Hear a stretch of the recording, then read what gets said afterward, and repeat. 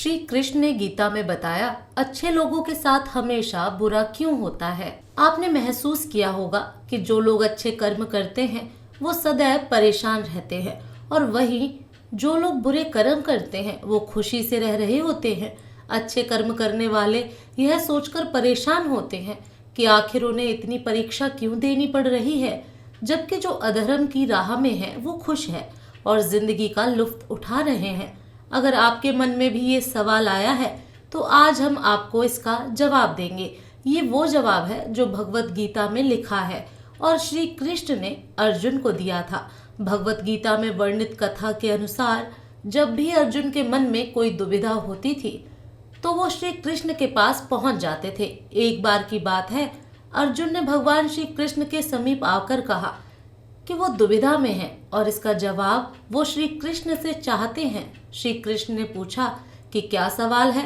अर्जुन ने कहा, मुझे ये जानना है कि अच्छे लोगों के साथ हमेशा बुरा ही क्यों होता है, वहीं बुरे लोग खुशहाल दिखते हैं। अर्जुन के मुंह से ऐसी बातें सुनकर श्री कृष्ण मुस्कुराए और कहा, मनुष्य जैसा सोचता है और महसूस करता है वैसा कुछ नहीं होता है, बल्कि अज्ञानता की वजह से वो सच्चाई नहीं समझ पाता है। अर्जुन उनकी ये बात समझ नहीं पाए। इसके बाद श्री कृष्ण ने अर्जुन से कहा, पार्थ, मैं तुम्हें एक कथा सुनाता हूँ, उसे सुनकर तुम समझ जाओगे कि हर प्राणी को उसके कर्म के हिसाब से ही फल मिलता है। प्रकृति हर किसी को अपनी राह चुनने का मौका देती है। अब वो मनुष्य की इच्छा पर निर्भर करता है कि उसे धर्म की राह चुननी है या अधर्म की। कथा शुरू करते हुए श्री कृष्ण ने कहा, एक नगर में दो पुरुष रहा करते थे। एक पुरुष व्यापारी था जिसके जीवन में धर्म की बहुत महत्वता थी। वो पूजा पाठ में यकीन रखता था। वो हर रोज मंदिर जाता था और दान धर्म भी करता था और हर रोज भगवान की पूजा करता था।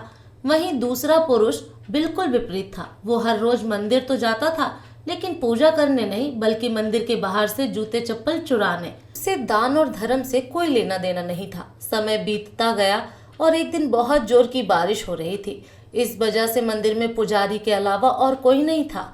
ये बात जब दूसरे पुरुष को पता चली तो उसने कहा कि ये सही मौका है मंदिर का धन चुराने का। पंडित से नजर बचाकर उसने मंदिर का सारा धन चुरा लिया। उसी समय धर्म कर्म में विश्वास रखने वाला व्यक्ति भी मंदिर पहुंचा।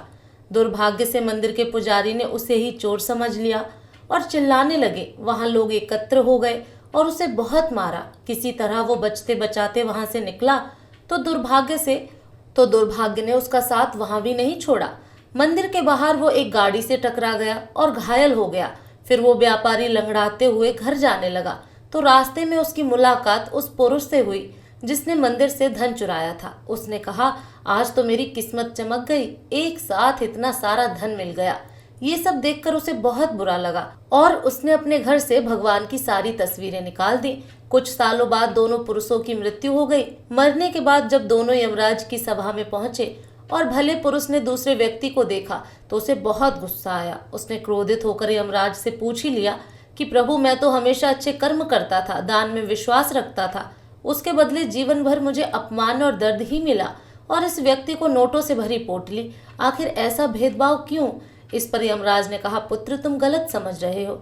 जिस दिन तुम्हारी गाड़ी से टक्कर हुई थी वो दिन तुम्हारे जीवन का आखिरी दिन था, परंतु तुम्हारे अच्छे कर्मों की वजह से तुम्हारी मौत सिर्फ एक छोटी सी चोट में बदल गई। तुम इस दुष्ट व्यक्ति के बारे में जानना चाहते हो? दरअसल इसके भाग्य में राजयोग था, मगर इसके कुकर्मों और अधर्म की वजह से वो सिर्फ एक छोटी सी धन की पोटली में बदल गया। कथा सुनाने के बाद श्री कृष्ण अर्जुन से कहते हैं, पार्थ, क्या अब तुम्हें तुम्हारे सवालों का जवाब मिल गया? ऐसा सोचना कि भगवान तुम्हारे कर्मों को नजरअंदाज कर रहे हैं, ये बिल्कुल भी सत्य नहीं है। भगवान हमें कब क्या किस रूप में दे रहे हैं मनुष्य को समझ में नहीं आता है, लेकिन यदि आप अच्छे कर्म करते रहें तो भगवान की कृपा हमेशा बनी रहती है।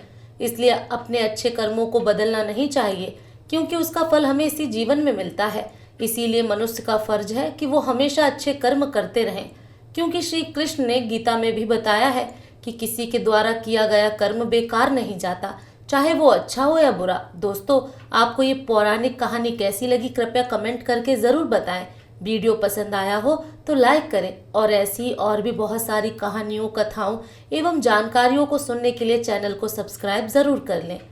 और आप किस शहर से ये वीडियो देख रहे हैं, कमेंट करके ज़रूर बताएं।